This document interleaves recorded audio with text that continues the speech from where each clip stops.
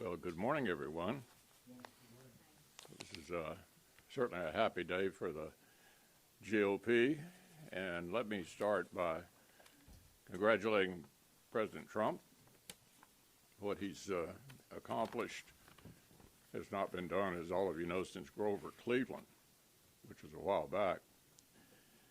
I also want to commend the Trump campaign for running a sharper operation this time, and I think Chris LaCivita and Susie Wiles deserve a lot of credit. They ran a spectacular race. With regard to the Senate, you guys know how long I've been around. I had really hoped I'd be able to hand over to my successor the majority. I've been the majority leader, I've been the minority leader. Majority is a lot better. And I think, based on the fact that we haven't got all the results in, we certainly already know we're going to be in the majority. We're hopeful that that might actually grow some. And I want to give particular credit to Steve Daines. I had that job at the NRSC a few years back. I've never seen a better performance. He focused on getting quality candidates, making sure they actually got the nomination. And as I said, to some criticism, candidate quality is absolutely essential. I also am proud of the job that Senate Leadership Fund and its related groups did. Overall, they were able to raise $425 million, and they made decisions to invest in, I think, all the right places. I'll just run it down for you. They spent $29 million in Maryland, $42 million in Michigan, $60 million in Montana, $3.3 million in Nebraska, $12.8 million in Nevada, $133 million in Ohio, $82.7 million in Pennsylvania, $30 million in Wisconsin, and $3 million in West Virginia. So clearly what they were doing over there is focusing on the places where we had the best chance to win, and I think the results pretty much prove they made a lot of wise decisions. So with that, I'll be happy to see what you want to talk about. Senate Republicans will have 54, 55, maybe even 56 seats before this is done. You have been an advocate of maintaining the filibuster. The former president, now the president-elect. You know, I'm glad you raised that. And what will you do outside of the leadership now to continue to advocate on that if there are forces here who try to get this? I'm really glad you raised that. I should have covered that before. I think one of the most gratifying results of the Senate becoming Republican, the filibuster will stand. There won't be any new states admitted that give a partisan advantage to the other side. And we'll quit beating up the Supreme Court every time we don't like a decision they make. So I think this shifting to a Republican Senate majority helps control the guardrails to keep people who want to change the rules in order to achieve something they think is worthwhile is not successful. And so I think the filibuster is very secure. Yep. Leader McConnell, practically speaking, what does having a 52 or 53 seat majority mean for getting Trump's agenda through the Senate compared to a 50 or 51 seat? And does this mean maybe you expand the agenda beyond the Trump tax cuts to explore other things, and what might those things be? Well, we hear optimistic reports of what may have happened in the House, and obviously, if you were going to legitimately work around the filibuster, it would be through reconciliation. And so I think we'd be obviously more successful if we flip the House. And Speaker, I think, put out a statement saying he's optimistic. I hope that's the case. Leader McConnell, in March, you blamed former President Trump, President-elect Trump, and his inner circle on the delay to Ukraine aid. Are you confident that he's the best person to deter our adversaries? Yeah, look, I'm here this morning to talk about the election, and I think I'm going to largely confine it to that. Mr. McConnell, Yeah. can you talk a little bit about what you expect your role to be next year when you're not in leadership? I know you've talked about foreign policy. You've got J.D. Vance as the vice president. He's obviously got diverging views from you on foreign policy. Well, what is your role going to be over the next 2 years? Okay. I'm not going to speculate about what anybody else may be doing. I thought your question was what I was going to be doing. Yeah. I'm going to concentrate on defense and foreign policy. I think this is the most dangerous time since right before World War II. Our adversaries, the North Koreans, Chinese, Russians, Iran, and Iran's proxies are all talking to each other. They have one thing in common: they hate us, and they want to diminish our role in the world. It may seem old-fashioned to some, but I'm still a Reagan Republican who thinks that America's role in the world is absolutely indispensable. Even if you're concerned about cost, it'd be interesting to know that at the height of World War II, 37% of our gross domestic product was being spent on the war. 37%, and we lost over 400,000 Americans. The Reagan buildup, without a shot being fired, was about 6% of GDP.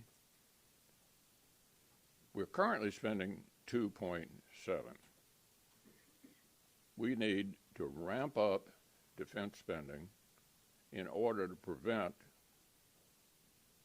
a direct conflict with our adversaries. It's a lot cheaper to prevent war than it is to have one.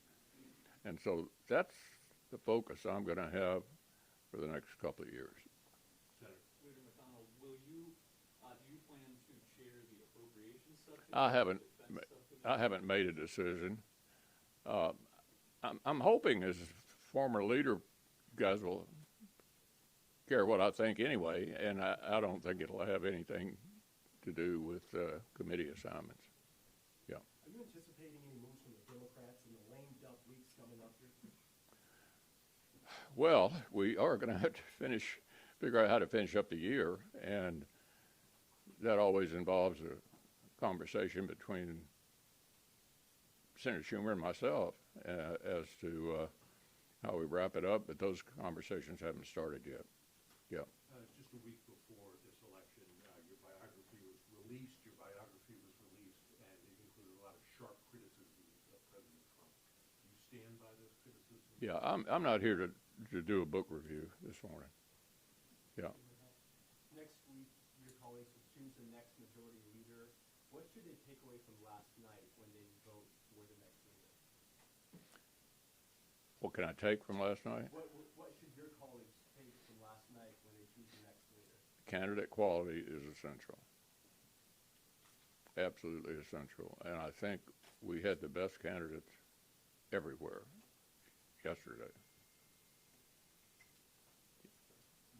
You've been the majority leader in this situation with narrow majorities in the House and Senate. How challenging do you think it's going to be to keep the Republican Party together if you end up with full control? Well, you're a bit of a student of history, Burgess. Since senators became popularly elected in 1914, my party's never had more than 55. Democrats had massive majorities during the 30s, during LBJ, during Barack Obama. So obviously, the higher we get, the better. But this is not 60 votes, which is what they had at the beginning of President Obama. So I think we did pretty well with narrow majorities during the previous administration. 3 new Supreme Court justices, 54 new circuit judges, comprehensive 30-year overdue tax reform. Yeah, I mean, it's harder, but I think we were successful before with a narrow majority, and I think we will be again. Senator, looking at the results from last night, what do you take away from the mood of the country, where it is now, where it is headed, and how it lands according to your expectations? Well, if you're looking for a simple answer, I think it was a referendum on the current administration, in part. People were just not happy with this administration, and the Democratic nominee obviously was a part of it.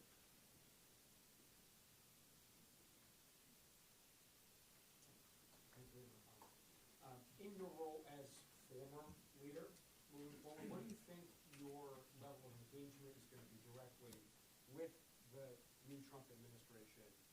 Again, given your criticisms of the former president. I'm going to do everything I can to help the new administration be successful.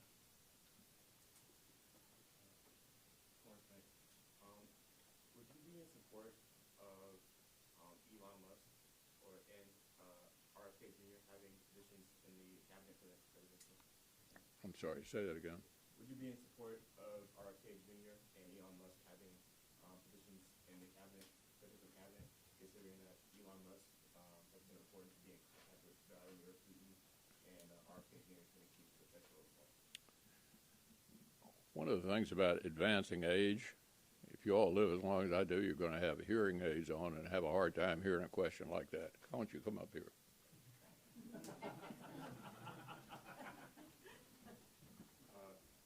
Florence Banks noticed. Would you be in support of Elon Musk and RFK Jr. having cabinet positions, considering that Elon Musk has been reported to be in contact? Yeah, I'm not going to get into that subject. Anything else related to what happened yesterday? Yeah. I'm wondering, President Trump and Senate Republicans sometimes butted heads in the first administration. Do you think the relationship will be smoother this time? What advice would you have to President Trump to dealing with the new majority in Congress in general? You know, I had a lot of dealings with him during the previous administration. I think we did a lot for the American people. Yeah. Do you expect any clashes with President Trump over nominees in case he goes more towards the economic populist route? I think it's way too early to tell who the nominees are going to be, and I think the Senate will treat them fairly. Carl? A lame duck question. Democrats have a lot of judges in the channel here that they could try and push through in these last few weeks. What do you think Republicans should do if that happens? One advantage of being the majority leader is you get to decide what to bring up, and I think if that's what the majority leader wants to do, that's what we'll do, and each one will be voted on. Now that Republicans have control of the Senate and the presidency, how do you expect some lame duck priorities like appropriations to be handled? Is that going to be punted into the new year? How do I expect what? Appropriations and other big lame duck priorities to be handled. Well, I mean, I think getting our work done, which no matter who's been in the majority, we've not been able to do that very well for quite a while. Deciding how to spend the discretionary money that we have, which is not a very big part of what we spend every year anymore, is really important. And I would hope we would put a greater priority than the current Senate has on doing the basic work of government, which is deciding how much to spend and getting it done as close to regular order as possible. Thank you, sir. I was hoping you could compare the 2017 Tax Cuts and Jobs Act extension that Republicans are pursuing now to the Bush tax cut extension that we saw. Are these comparable periods in policy now, and what is the Republican position mean for that? Well, I can speak for most Senate Republicans. We thought it was a huge success. It produced more revenue than less, and I'm sure virtually all of us would like to see most of that extended. Okay, I think we're through. Good luck to you all. I enjoyed talking to you, and it was a hell of a good day. Thanks a lot.